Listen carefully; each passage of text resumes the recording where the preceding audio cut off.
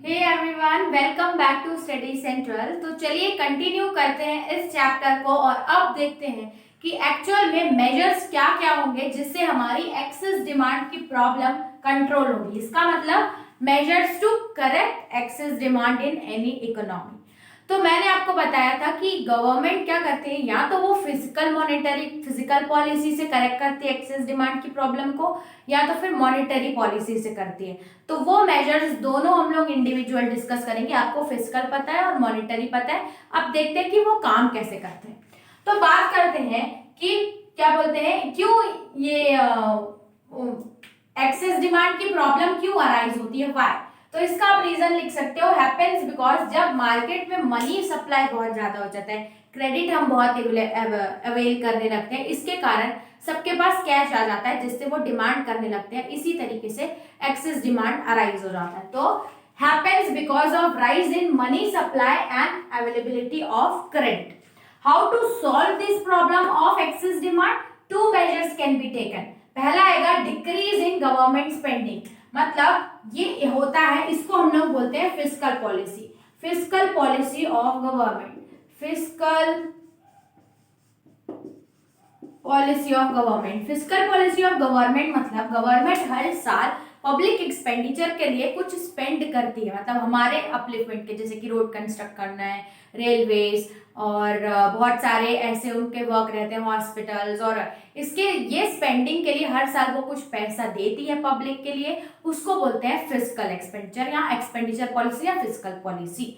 अब इस तरीके से अगर गवर्नमेंट ज्यादा स्पेंडिंग करती है तो बहुत ज्यादा चीजें वो डिमांड भी करती है, और डिमांड ज्यादा आने से, पैसा ज्यादा आ रहा है, डिमांड ज्यादा आने से एक्सेस डिमांड आती है। इसको हम लोग क्या कर सकते हैं, हम लोग गवर्नमेंट की स्पेंडिंग को कम कर सकते हैं, फिस्कल पॉलिसी को कम करेंगे।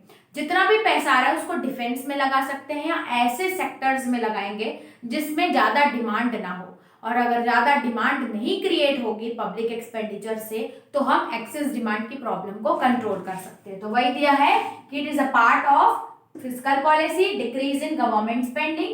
Government should focus on more activities which do not demand, मतलब जो डिमांड नहीं करती है, लाइक डिफेंस सेक्टर, आर्मी, ये सब के लिए वो उसमें अपलिफ्टमेंट कर सकती है अदर देन पब्लिक एक्सपेंडिचर। ये पहला तरीका था। दूसरा है decrease in government spending. Decrease in government spending नहीं होगा, ये मॉनेटरी पॉलिसी का कुछ होगा, ठीक है। इसमें आएगा आपका decrease in availability of credit आएगा, decrease in availability of credit, इसको हम लोग डिक्रीज कर देंगे, ठीक है। अगर हम लोग क्रेडिट कम अवेल कर रहे हैं, लोगों के पास कैश कम है, कैश कम होने के कारण वो डिमांड भी नहीं करेंगे, उनके पास अगर क्रेडिट नहीं जा रहा है, पैसे नहीं है, तो डिमांड भी नहीं। ये हम दो तरीके से कर सकते हैं। इसको मॉनेटरी पॉलिसी भी बोला जाता है गवर्नमेंट की, आरबीआई इसको मैनेज करता है, Reserve Bank of India. RBI manages monetary policy of India, and with the help of RBI, government controls the availability of credit in the market. दो तरीके से होती है वो, या तो वो क्वांटिटेटिव इंस्ट्रूमेंट्स लेके आएगी या वो क्वालिटेटिव इंस्ट्रूमेंट्स लेके आएगी। क्वांटिटेटिव इंस्ट्रूमेंट्स क्वांटिटी मतलब मनी के बेस पे रहते हैं। ये मैं आपको कुछ एग्जांपल बता रही हूँ। पहला, increase in bank rate. Bank rate एक ऐसा रेट रहता है जिसमें सेंट्रल बैंक, आरबीआई बैंक को लोन देती है, वो भी तो कुछ रेट चार्ज करेगी ना। अब जैसे ही सेंट्रल बैंक कमर्शियल बैंक्स को लोन देती है उस रेट पे, अगर सेंट्रल बैंक उसका बैंक रेट बढ़ा देती है तो वो अब ज्यादा पैसे में वो लोन देगी, इंटरेस्ट रेट बढ़ गया।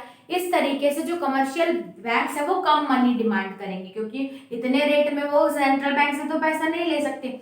और इसी तरीके से उनके पास अब कम कैश है तो उनका क्रेडिट क्रिएटिंग पावर भी कम हो जाएगा और वो मार्केट में कम क्रेडिट सप्लाई कर पाएंगे। एक हमने देखा इंक्रीज इन बैंक रेट। फिर आता है open market operation. Open market operation का मतलब होता है buying and selling of securities. जब मार्केट में डिमांड बढ़ गई है, इसका मतलब लोगों के पास पैसा ज्यादा है, तो आरबीआई या गवर्नमेंट इशू करती है सिक्योरिटीज, पेपर होता है, पेपर जिसको बोलते हैं बॉन्ड्स, जो 1 साल बाद 2 साल बाद मैच्योर होता है। तो जैसे ही मार्केट में अगर पैसा बढ़ गया, डिमांड बढ़ गई, तो वो क्या करेगी, वो सिक्योरिटीज सेल करेगी। अब सिक्योरिटीज बेचने से क्या होगा, मार्केट का पैसा वो लेगी लेकिन उनको बदले में एक पेपर देगी जो कि बॉन्ड होगा, जो कि कुछ साल बाद मैच्योर होगा। तो उनका क्रेडिट क्रिएटिंग पावर, तो वो डिमांड करने का पावर या मनी का पावर तो वो अपने ले ली और उसे पेपर दे दी। तो इसको बोलते हैं open market operation.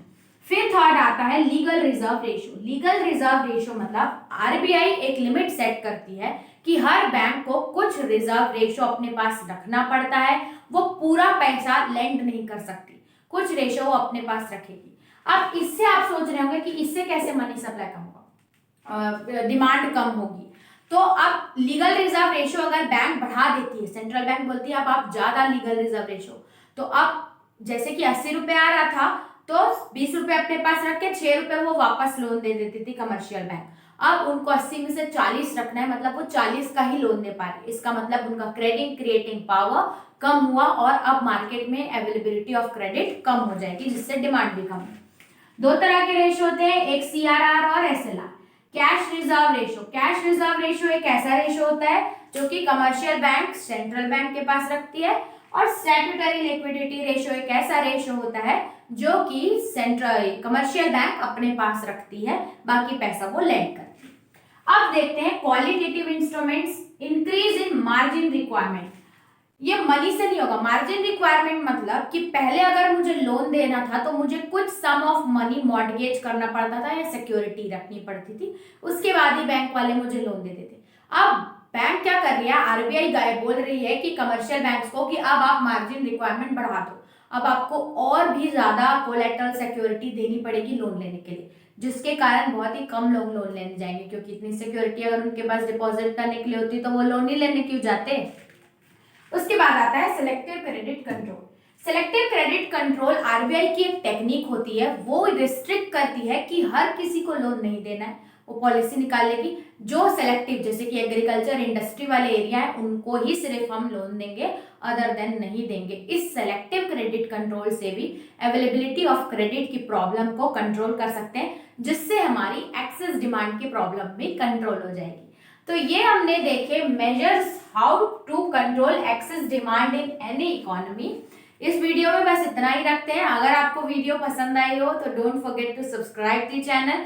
Next part में चलते हैं और देखते हैं कि डेफिशिएंट डिमांड को कैसे कंट्रोल करते हैं। तब तक के लिए बाय बाय।